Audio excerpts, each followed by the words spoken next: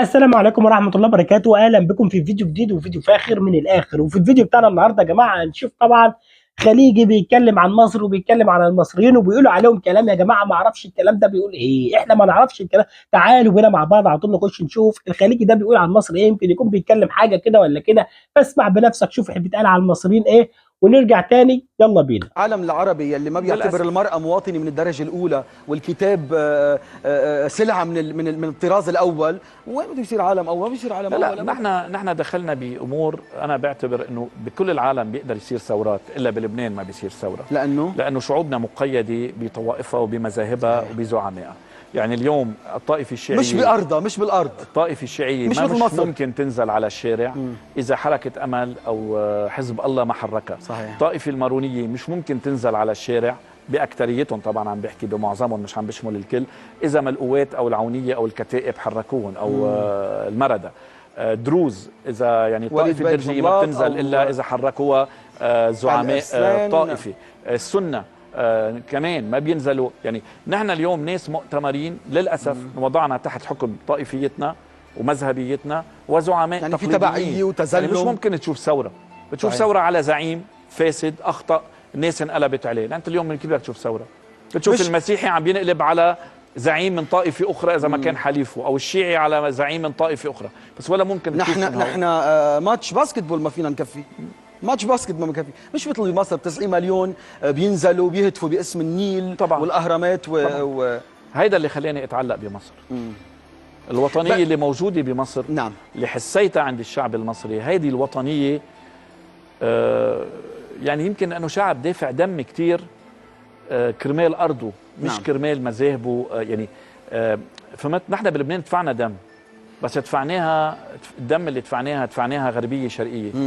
دفعناها حرب جبل، دفعناها حرب حرب الغاء، دفعناها مشاكل داخليه او احزاب نزاعات وتنازل.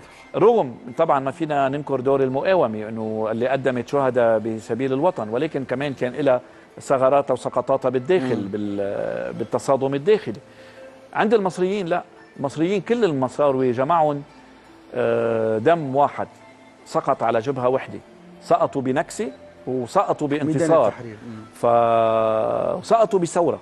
فهيدا الدم هون بتشوف انه هيدا الجامع الوطني بين كل المصريين. يعني مصر فوق كل اعتبار. لما تغني غنية لمصر بتشوف العيون دمعت. انا اول لقاء جمعني بسيادة الرئيس المشير عبد الفتاح السيسي كان ب اوبريت معمولة بالقاعدة عسكرية بمصر. كان اول لقاء تشرفت بمعرفته وشفته فيه.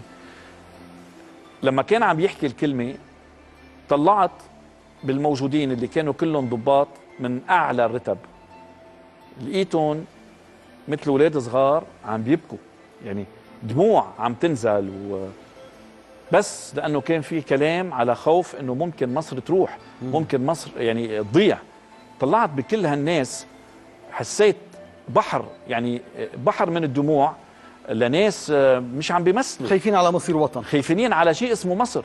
نحن ما عندنا حدا بلبنان بخاف على شيء اسمه لبنان، بخافوا على مناصبهم وعلى زعاماتهم وعلى استمراريتهم. لما نصير نخاف على لبنان بعتقد انه رح نلاقي من يثور بالفعل من اجل ان نحصل على لبنان. وبكده يا جماعه نكون وصلنا لنهايه الفيديو بتاعنا النهارده. اتمنى طبعا الفيديو ده يكون نال اعجابكم. لو عجبكم الفيديو ما تنسوش تعملوا لايك الفيديو واشتراك في القناه عشان يوصلكم كل جديد. اشوفكم على خير فيديو جديد، والسلام عليكم ورحمه الله وبركاته. سلام.